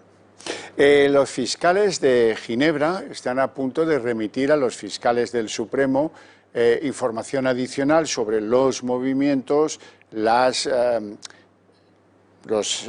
dineros que han salido de esos 64 millones ingresados, de eso se tiene la fecha, y pues hasta que eso no se reciba no parece que vaya a haber una decisión formal que pues disuelva las dudas y nos diga a los españoles si hay o no procedimiento. Pero aquí tendrá que ver mucho la actitud de Hacienda, ¿no? Porque si ese dinero estaba amparado por testaferros, por una fundación que se llama Lucum, etcétera, etcétera, Hacienda tendrá algo que decir caso que eso se haya mantenido después de su abdicación, no solo tenido y protegido por la inviolabilidad, sino en años posteriores. Efectivamente, en ese caso la agencia tributaria tendrá algo que decir, tendrá que valorar y, por supuesto, hay un dato que no puede escapar y es que el rey sea inviolable en el momento de ser rey y no tuviera responsabilidad, ningún obstáculo habrá en perseguir a todas aquellas personas que coadyuvaron o colaboraron en la comisión de esos hechos delictivos. Con lo cual, desde el punto de vista de la responsabilidad política o responsabilidad social, es muy grande de que pudieran acabar condenados las personas que contribuyeron o participaron en esos delitos y el rey emérito, por la condición de ser rey, no. Esto tendría un importante significado político y veríamos cómo la ciudadanía reaccionaría. Claro, claro, si no es que alguno de esos o ambos de las personas señaladas como tramitadores del tránsito de ese dinero han obtenido ya beneficios en la justicia suiza como pues cantores de toda la operación. Es el caso, pues por ejemplo, de Fasana o es el caso de Dante Canónica, que puede ocurrir. No conozco la justicia suiza a ese punto, pero es evidente que pueden haber intercambiado información a cambio de quedar al margen de la historia desde un punto de vista penal. Indudablemente que en ese caso ya entraríamos en juego, y desconozco la cuestión, qué medidas ha tomado ya la justicia suiza, pero entrará a valorar cuestiones como la prescripción de los delitos, cuándo se habrían cometido esos delitos y demás cuestiones para ver el grado de participación y responsabilidad de esas terceras personas en las que hipotéticamente se habían apoyado para cometer los desvíos de capital y en su caso habría que ver no solo el delito fiscal sino también el delito de blanqueo de capitales. Don Luis, última cuestión. Hay muchos que están mirando con una lupa así de grande lo que haga la justicia española con el rey emérito. ¿Por qué lo digo? Lo digo porque caso que la justicia española acabe dando por buena la teoría del regalo de las monarquías o monarquías del Golfo Pérsico al amigo Juan Carlos I, amigo entrecomillado, que es como le suelen llamar, bueno, y dado que tampoco hay aporte documental, que en este caso los defensores del rey Juan Carlos pudieran hacer a la justicia que justificara o que demostrara la proveniencia del dinero, pues hay muchos, estoy pensando en los abogados de Jordi Pujol, que pueden decir, pues estamos en lo mismo. En lo nuestro nosotros decimos que es una herencia y no hay documentos con los que podamos probarlo, pero, oye, si han aplicado la doctrina Juan Carlos, que nos la apliquen a nosotros también. Habrá que ir en el Supremo, tendrán que ir con ojo para que esto no sea a partir de esa doctrina, caso que fuera la elegida, que muchos están convencidos de que sí, que no fuera un coladero posterior. Bueno, a ver, ese es al final el problema al que se enfrentan todos los investigados, que es si pesa o se cumple el principio de presunción de inocencia y existen o no elementos incriminadores. Evidentemente, el criterio que marque el Tribunal Supremo en este caso va a ser esencial respecto de otras personas porque el principio de igualdad ante situaciones similares, pues el criterio tiene que ser el mismo. Lo que pasa es que sí que hay una cuestión que me gustaría precisar o aclarar porque al final estoy escuchando estos días a mucha gente quejarse de la inviolabilidad del rey, el alcance del artículo 56.3 de la Constitución española y lo comentaba esta mañana con un colega, todo el mundo tiene la facultad de interponer la preceptiva denuncia y en su caso el Tribunal Supremo resolverá que tiene inviolabilidad o no y esa persona que ha presentado la denuncia en forma de acusación popular o como quiera podría ir al Tribunal Constitucional para que interprete ese artículo 56.3 de la Constitución. Constitución, con lo cual al final yo digo a todos los que se quejan y protestan de ese artículo, haced algo, poner la denuncia, peleadlo y llevarlos al Tribunal Constitucional a ver qué tiene que decir. Bueno, si llaman a esa puerta, la respuesta puede venir cuando las hijas de Felipe VI reinen, porque no le quiero ni contar lo que nos debe el Constitucional. Bueno, si tarda como la cuestión del aborto, que aún está pendiente de resolución, pues figúrese. Pues por eso le digo, que no es una buena puerta a la que llamar, casi nunca. En fin, don Luis de las Heras, un placer enorme, muchas gracias por sus opiniones, le deseo una muy buena tarde, un abrazo. Igualmente, un abrazo, hasta luego. Bueno, pues quiero que vean algo que tiene que ver con la economía del día a día, la de todos los españoles, cómo ha torturado nuestro consumo, la amenaza, el acopio, el estado de alarma, el estado posalarma. Nos lo va a contar Alberto Soto. Toca sacar la calculadora, hacer cuentas y a muchos no les salen. Hemos perdido la riqueza este año. El causante, el coronavirus. La conclusión es clara. Gastamos menos. Hay más diferencia desde el inicio de la pandemia entre los ahorros y las deudas en las familias y empresas españolas. La caída es de un 6,29% con respecto a 2019. Vamos, yo he perdido muchísimo más porque soy autónoma, imagínate. No ha afectado a todos por igual, muchos ya van con previsión por si hay nuevo confinamiento, pero todos no pueden adelantarse a los acontecimientos. Según el Banco de España, los activos financieros netos caen este año 4,4 puntos con respecto al año anterior y descenso también de las cotizaciones bursátiles a principios de 2020. Ahora se gasta menos y es que no hay para gastar.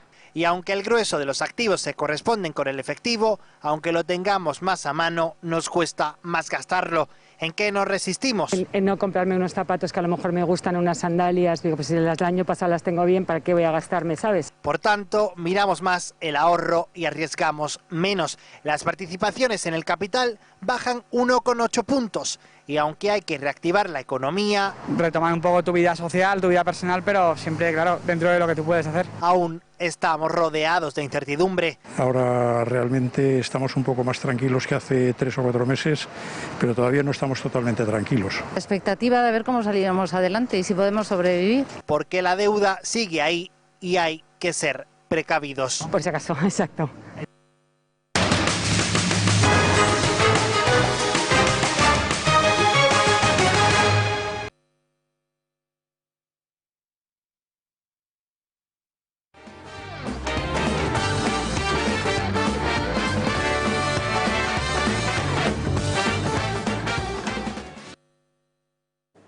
Sépanlo, efectivamente, la publicidad es muy eficaz en el Toro Televisión. Bueno, quiero abordar esto de el caso Rey Emérito desde un punto de vista un poco distinto, desde los ojos de un historiador. Y quiero preguntarle por ello a don Jesús Palacios. ¿Cómo estás, Jesús? Hola. Jesús, estoy aquí. Hola. No, creo que no me oyes. Jesús, bueno, vamos a intentar esa conexión porque veo que no me escucha y que se levanta. Mientras tanto, vamos a escuchar algo interesante, que es Otegi. ¿Qué explicación le da Otegi a los resultados electorales? Dice que es que a Vox le vota la Guardia Civil y por lo tanto lo que hay que hacer es expulsar, desalojar a los guardias civiles del País Vasco. Así, tal cual, lo oyen. A nosotros nos preocupa que la ultraderecha haya entrado en el Parlamento de Gasteiz.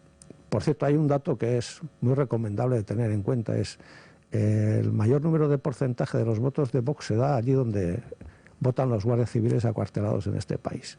Esto para que la gente tenga claro por qué, entre otras cosas, pedimos que estas fuerzas desalojen el país, ¿no? Pero yo sí creo que tenemos que tener clara una cosa y es no podemos dejar que Vox marque la agenda. Vox va a venir a ese Parlamento a marcar la agenda. La respuesta de Abascal no se ha hecho esperar. Pim, pam, pum, fuego. Ahora la van a leer en forma de tuit. Ahí está.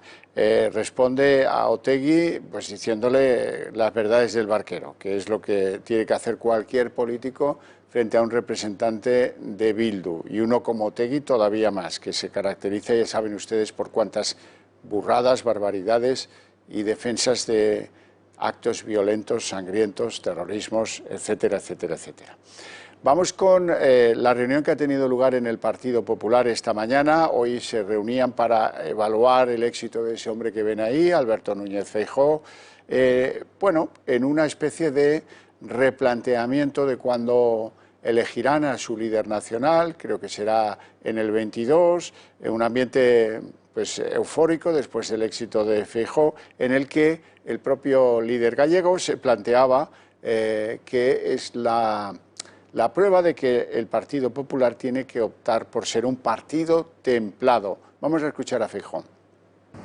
Mire, nosotros somos un partido de Estado. Nosotros no vamos a cambiar nuestros principios por las modas, que pueden durar unos meses o incluso unos años, ¿no? El Partido Popular no es un partido frívolo, es un partido de Estado, es un partido de alternativa, y ha quedado claro que cuando se le habla a la gente así de claro, el populismo no entra. No entra el populismo de extrema izquierda ni el populismo de extrema derecha. Eso no tiene cabida en la España constitucional y en la España actual. Y el Partido Popular tiene futuro, tiene un gran futuro, y si seguimos insistiendo en nuestros principios, siendo un partido centrado, un partido templado, un partido que es capaz de aglutinar a 10 millones de españoles, es el mejor servicio que le podemos hacer a España. Un partido templado, a lo cual ha respondido Casado en algo que es ni templado ni destemplado. Somos la misma cosa y desde luego siempre hemos estado en la moderación. ¿Quién ha visto otra cosa? Esa es la pregunta que se hace Casado.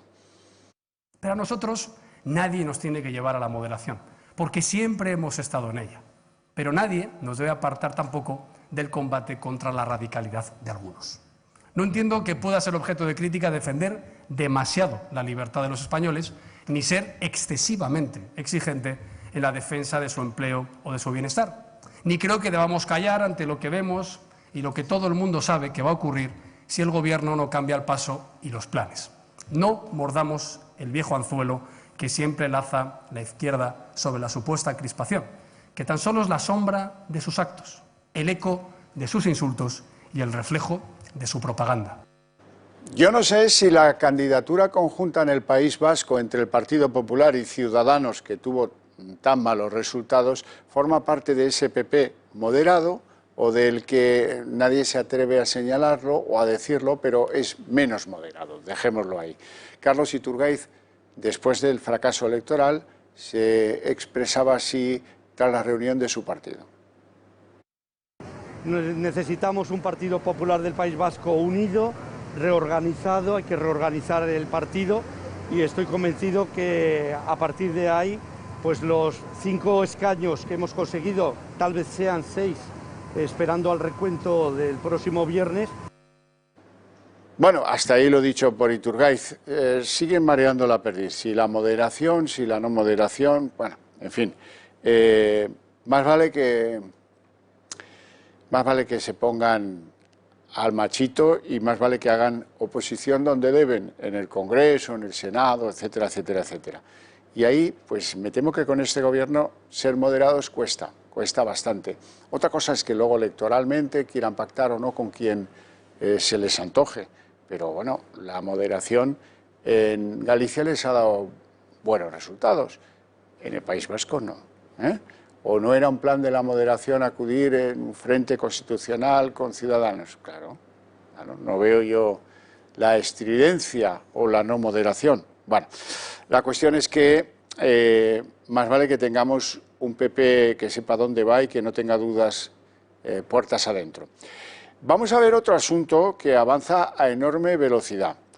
Como consecuencia de las investigaciones abiertas en la justicia a propósito de las cloacas del Estado, va a ser el próximo lunes día 20 cuando ese hombre que ven ahí en una comisión parlamentaria que se llama Francisco Martínez Vázquez, el número 2 de Interior cuando mandaba el Partido Popular, con Fernández Díaz de ministro, va a tener que sentarse a declarar por las actuaciones de Villarejo, de las cloacas del Estado, de Eugenio Pino, etcétera, etcétera. Y vamos a ver en qué queda todo esto. Bueno, creo que ya sí tenemos al otro lado del Skype o del Zoom, estas cosas que utilizamos. Ah, lo tenemos por teléfono, mira tú. Eso sí que no falla nunca, lo tengo que agradecer. A don Jesús Palacios. Muy buenas tardes, don Jesús, ¿cómo estás? Don Javier, buenas tardes. Me alegro mucho de oírte. Te quiero plantear el caso Juan Carlos y estas negociaciones Zarzuela-Moncloa a propósito del alejamiento que le exigen a Felipe VI de su padre. La historia se repite, parece un signo de los Borbones, como la negación al padre, en fin, que te voy a contar a ti, de la del propio Juan Carlos con su padre, Juan de Borbón, o si ya nos remontamos más en la historia, a la de Fernando VII, ¿no? Sí, bueno, podría ser, pero son circunstancias históricas muy diferentes ambas. La de Fernando VII, Carlos IV, Fernando VII, teníamos la invasión de Napoleón y se dedicaron a hacer la guerra uno con otro y a traicionarse uno y otro entre los dos, ¿no? Sí, es cierto. Y la cuestión de Alfonso XIII, al decaer como monarca por el establecimiento de la proclamación de la Segunda República, pues lo que hubo fue una instauración, no restauración, por obra de Francisco Franco tras los 40 años de su gobierno personal. Por lo tanto, bueno, son circunstancias diferentes. Nos encontramos con un hecho histórico novedoso en el que por primera vez en la historia de España, habiendo dos reyes, uno emérito y el otro en ejercicio de funciones, con su legitimidad de ejercicio y de acción, pues el rey emérito va a ser, ya ha sido repudiado, pero va a ser de una forma u otra alejado y separado totalmente de cualquier relación con la Casa Real. ¿Cómo se puede hacer eso, don Jesús? Tenemos una salida pública de Palacio, una salida de lo que podríamos llamar la familia real, un exilio voluntario, podría ser una retirada del título de emérito. ¿Cómo se puede hacer eso? Pueden ser esas dos figuras, la de la salida del físico del palacio, del Zarzuela, no deja de ser la habitación que utiliza el rey Juan Carlos, donde habita en estos momentos. Es decir, sería algo en ese aspecto simbólico, porque no ejerce ya ningún tipo de función de representación de la corona. La de el exilio voluntario, eso ya pues, depende de él. Claro, depende de él, exactamente. Y que hubiera un decreto por parte de la Casa Real, aprobado por también el Gobierno, de repudio ya manifiesto, más que el de renunciar a cualquier tipo de herencia. Ya lo que hizo en aquel escrito durante el confinamiento que tuvimos Felipe VI significaba un repudio absoluto de su padre.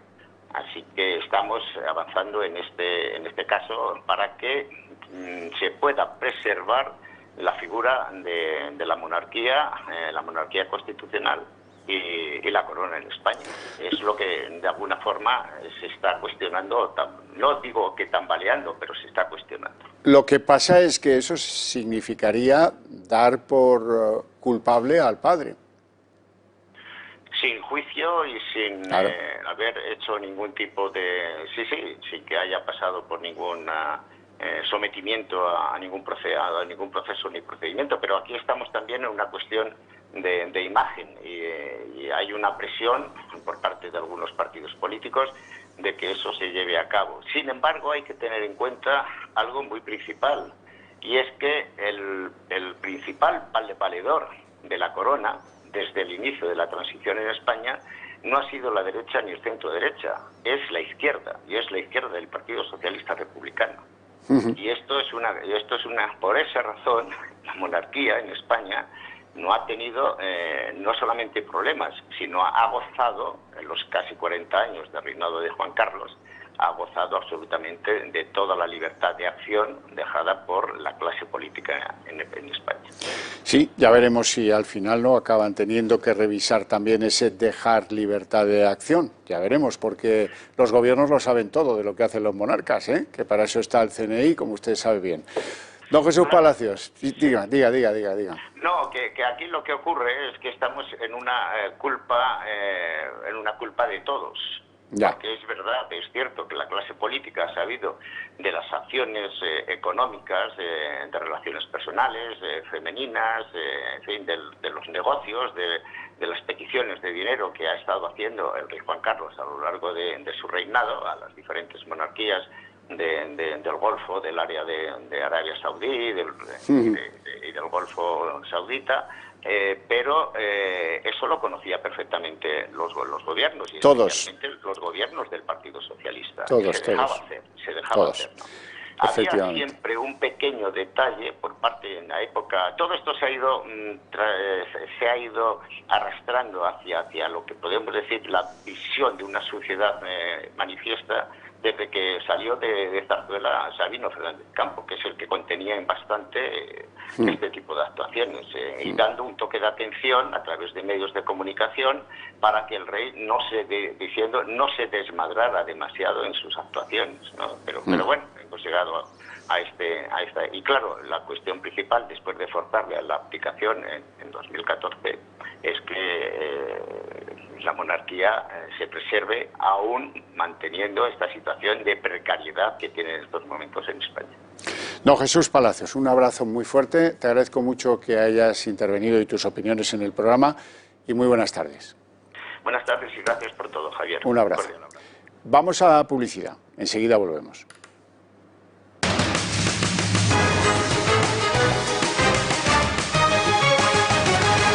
Me acompaña don Enrique Calvet, a quien le toca la parte desagradable, en tanto que conocedor de la parte europea, de las tendencias e intríngulis que dominan por allá, hacer un análisis, espero que brillante, de la diplomacia desarrollada por Sánchez.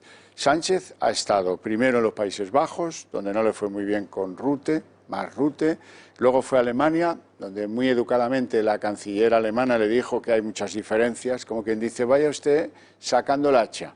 Y hoy ha estado en Suecia, se ha visto con el primer ministro sueco, Löfven, y este también ha sido muy duro con él. Le ha dicho, hombre, créditos sí, pero subsidios no, no venga aquí a pedir subsidios. Y ahora le toca ir a ver a Macron. Don Enrique, ¿cómo va la cosa? Buenas tardes. Lo primero, especificar que si espera usted de mí un análisis brillante es que espera milagros. O sea que, por favor, los espectadores no pongan el listón tan alto. Vamos a ver, si es sobre la táctica, es una cosa que yo tuve que hacer un par de veces para defender unas leyes, ir a visitar los países más euroescépticos, más opuestos a la ley, que en mi caso eran leyes sociales. Bueno, no, perdón, una fue económica, que era el de la segunda oportunidad. Hombre, no sé si bueno, siempre critica, siempre tal. No me parece muy acertado. Espero que los segundos niveles, y en particular Nadia Calviño, que sabe mucho de esto, de lo que son los entrecijos y todo usted lo que ha dicho, hayan trabajado mucho más intensamente y los papeles y nuestros... Ya nos queda solo un solo director general en Europa, eso es terrible también. Pero en fin, que se haya trabajado más, porque esta...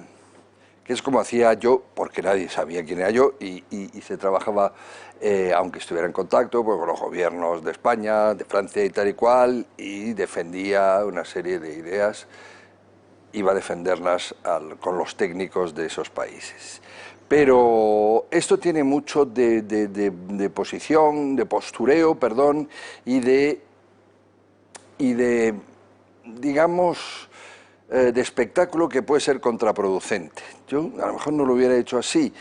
Si es para demostrar a España que él es el primer ministro que tiene idiomas en España, que ya es triste, desde luego, eso también es verdad, o demostrar cómo está peleando y poder justificar una derrota final, bien, pero no es lo más astuto. ¿Por qué? Porque cuando se hace así a bombo y platillo y a niveles de políticos, los políticos van a aprovechar para mantener una postura dura de cara al exterior, de cara a sus propios, electores o a sus propios incluso alianzas de gobierno, que es lo que pasa con Rutte y con Merkel, ¿no? Rutte, que por cierto es liberal, hay que decir, Merkel está aliada con los socialistas en un gobierno que aquí se hubiera deseado, y Suecia, y por supuesto Macron ahí no va a ser un aliado, no hay problema, porque también va a necesitar dinero él. Pero todo esto hasta ahora es espectáculo. Lo que vaya a salir es mucho más complicado este fin de semana, y yo creo que no va a salir nada muy distinto de lo esperado que es. Sí va a haber dinero, por supuesto, para España y para Italia, sobre todo, porque no interesa a todos que el euro no se rompa y esto se vaya a la porra. Entonces hay que mantener un poco, es decir, si tú tienes 4 pilares en una casa, sabes que si se va a ir un pilar se va a carcomer y se cae, la casa se caerá después. Entonces, dinero sí va a haber.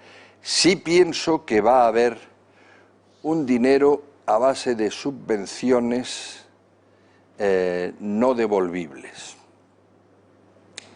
Pero eso no quiere decir que sean subvenciones a fondo perdido. Es decir, bueno, voy a decir limosna, pero vamos, es decir, regalos.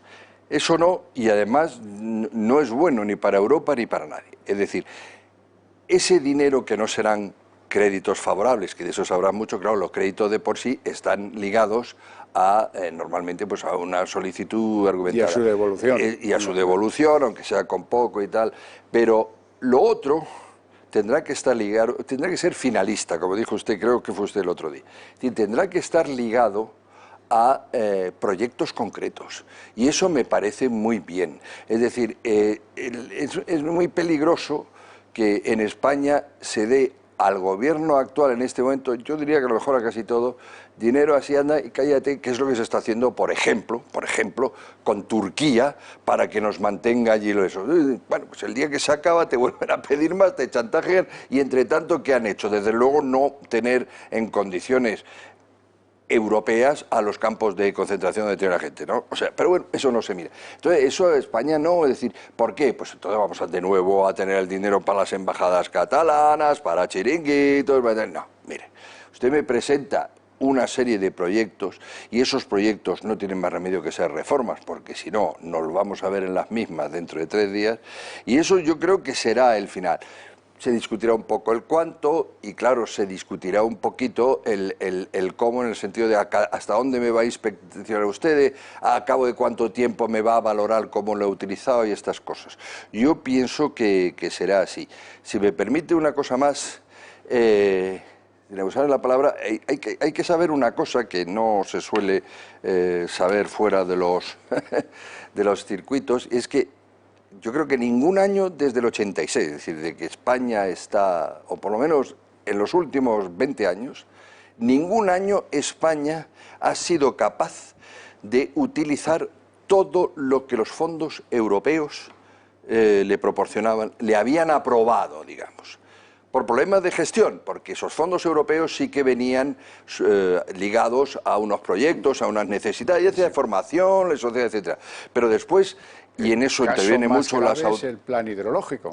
Por ejemplo, sí. Pero eso está muy ligado también al sistema de las autonomías, que no hay manera de después, te piden, se hace de una manera, vamos a ver, nadie va a dudar aquí, yo creo, o sea, poco que me conozca, de mi poca amistad con el separatismo vasco. Pero es verdad que se dan cosas absurdas en España, por ejemplo, que se ha dado una barbaridad de acompañamiento a I+D+I, a innovación tecnológica, a una de las mayores regiones de España, no quisiera citar, que no ha podido utilizar porque no tenía ni el tejido industrial ni el tejido administrativo para utilizarlo, y al final lo tienen que devolver, y en cambio el País Vasco, con razón, ha protestado diciendo, oiga, pero es que yo sí lo hubiera podido, porque, bueno, pues tengo más empresas, tengo tal y cual. Y entonces, estas absurdeces hacen que al final no es tanto la cantidad de dinero, sino es que lo hagas bien y que demuestres que son a proyectos viables, ¿no? Por cierto, hablando de los liberales, usted hacía mención a los liberales en Europa y a la condición de tal del más rute de los Países Bajos. Bueno, los liberales dicen en el Ministerio de Exteriores español que fueron los que no votaron, ninguno de ellos, a la candidata Nadia Calviño. Bueno, y otros dicen que hay un oscuro apoyo al irlandés Don Ajoe, que tiene que ver con la posición española contraria a los paraísos fiscales que ya sacó a colación Zapatero, que luego la enterró, y que ahora parece ser que Sánchez, y este es el momento, porque este es un buen momento para acabar con esas deslealtades fiscales que son muy importantes para algunos otros países grandes de Europa. Y no sé si lo vamos a conseguir, pero si en algún momento ese planteamiento puede tener aliados, es este.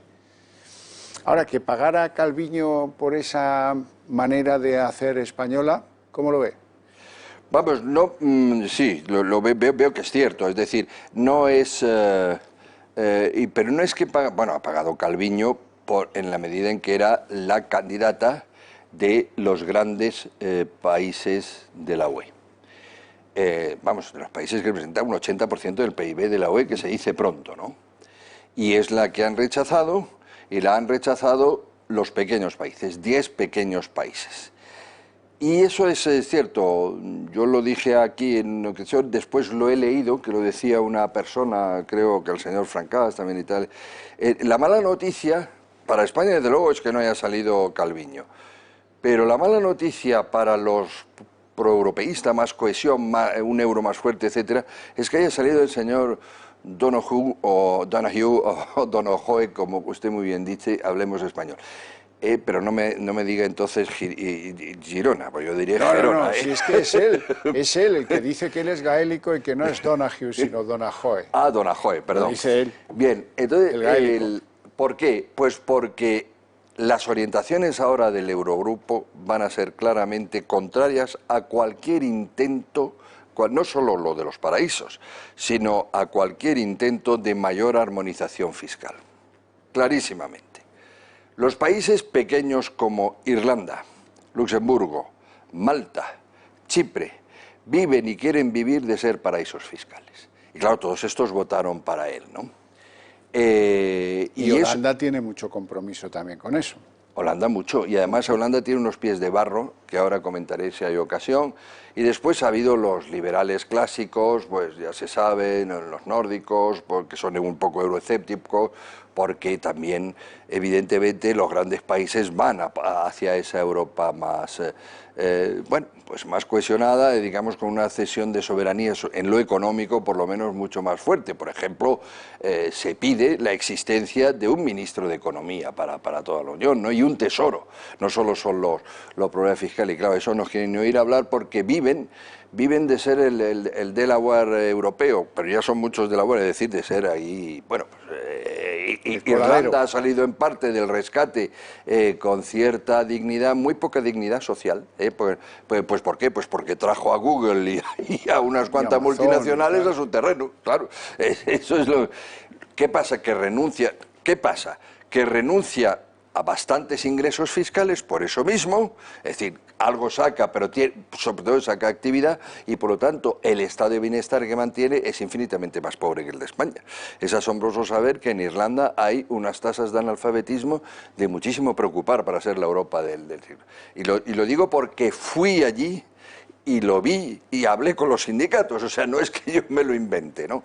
Entonces, claro, es una... si se quiere, es un poco una política que va contra el núcleo del pensamiento europeo de los grandes. Y estos son los que han ganado. Y por supuesto que sí. Y eso están también más en la línea de los liberales. Y que los países de ministros liberales hayan votado contra Calviño me parece evidente, porque si no, no salen las cuentas, ¿no? No salen las cuentas, salvo que alguno tenga, pues tenemos ahí. Por lo tanto, eso es verdad, eso es una mala noticia, y sobre todo lo que hay que decir es que pues eso va a tener que tirar hacia una Europa de varias velocidades, porque claro, hombre, unos puestos claves que van contra el 80% del PIB, es decir, y contra los 4 o 5 grandes, es muy entorpecedor, sobre todo en épocas de emergencia como esta, ¿no? Vamos a ver lo que pasa. Vamos al caso Rey Emérito, porque ya ha visto pues la publicación de audios, etcétera, etcétera, pero lo más sorprendente de todo es que Moncloa se pone gallito con Zarzuela y le exige un gesto de distancia. Sí, no me deja terminar lo de Holanda. No. Claro, siempre sí. Pienso que les puede interesar como informar. No, por el amor de Dios, no. Es que pienso que puede ser, porque es que la gente habla y ve de titulares. Holanda tiene los pies de barro. ¿Por qué? Porque han sido frugal, ha sido todo lo que usted quiera. El gobierno, los gobiernos holandeses para mantener eso. Pero Holanda tiene una deuda privada gigantesca, enorme, de las mayores de Europa. Es decir, su prosperidad se ha basado en el endeudamiento de las familias, que es gigantesco, es enorme. Todo el mundo sabe, y usted mejor que yo, en teoría económica, que cuando vienen mal dadas y hay tanta deuda que no se puede atender, que empiezan a caer empresas y que empiezan a caer los de crédito de consumo, gran parte de esa deuda privada se convierte en deuda pública. Y ahí vienen los graves problemas, ahí es donde también terminas necesitando un rescate. Y eso Nadia Calviño lo sabe muy bien también. Por eso digo que Holanda también tenía mucho interés y aquí ahora está apretando de cara, pero hay maneras de reblandecer un poco a Holanda y supongo que esas maneras se estarán utilizando y saldrán a mi mente este fin de semana. O sea, ahí no hay... Lo que pasa, eso por Holanda, ¿no? Lo que pasa es que, claro, cuando ya te metes con Malta, Malta tiene el mismo voto, Malta es que... ¿por dónde vas a pillar a Malta? Si Malta es un lugar donde meten bombas, con perdón de los malteses, yo adoro Malta, pero a los periodistas livianos que no condominan su corrupción, etc. Entonces, pues no, entonces ella, como tiene la misma, abusa porque sabe que ella de lo que puede vivir bien su oligarquía, es de ser un paraíso fiscal. Nada más, quería completar la visión. No se me escape, el Rey Emérito le dice Sánchez a Zarzuela, te exijo un gesto de distanciamiento. Sí. Y ahí estamos. Sí, pero ¿y eso en qué consiste? Yo lo he leído también. Hombre, y no sé muy bien. Vamos a ver, tiene un gradiente. Eso puede empezar en sáquele usted de Palacio, que no tenga ahí una habitación en Zarzuela, puede llegar a una retirada del título en el caso más elevado, pasando por renglones intermedios, pues que pacten un exilio voluntario o, bueno, en fin, no se sabe. Eso me parece otra cosa para la galería. Vamos, quiero decir que, hombre, como poco habría lo que diría un hijo públicamente es, hombre, cuando tengo una sentencia, ¿no? Claro. Porque es que también hay mucho que rascar. Otra cosa es que inteligentemente el hijo y el padre, que yo no tengo por qué presuponer que el padre no ame a España, es decir, yo sé, una de las personas, como siempre digo, más corrupta de la historia moderna fue Talleyrand, y tal, pero nunca dejó de amar a Francia y dijo cosas buenas para él. Entonces, que hablen entre ellos y vean cómo pueden tener un gesto, pero así voluntariamente, no respondiendo a una especie de combinación o combinamiento del ministro. Lo que pasa es que también deben vigilar un poquito la comunicación y poner las cosas en su orden, ¿no? Hombre, aquí hay un señor en Suiza, hay pues, un amante que ha hablado mucho, una donación que hasta ahora nadie ha demostrado que no fuera una donación. Otra cosa es lo que todos creemos saber, etcétera. Otra cosa es que quede feo, incluso lo de tener un amante, claro, queda feo, para un personaje público de este calibre. Pero, hombre, para tomar medidas como... Bueno, lo del exilio me parece una barbaridad. Lo del exilio me parece una barbaridad. A nadie, es muy difícil que en España a nadie se le condene un exilio. Eso son propios de vigilancia territorial. Ahora dice, bueno, pues usted no tendrá despacho en la Zarzuela.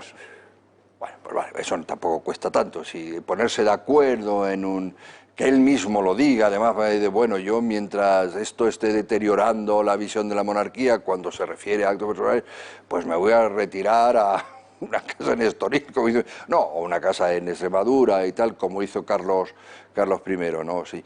Pero me parecería, claro, yo me imagino que también el Pedro Sánchez está ahora cogido un poco como en una pinza, es decir, yo creo que es muy consciente de que no puede desestabilizar a España, que además a él le debilitaría bastante, llevando, en fin, avanzando en eso del referéndum y de vaya prioridad ahora para España saber si monarquía sí, si monarquía no. Pero claro, por otra parte, quiere darle un caramelito a los otros por ahora.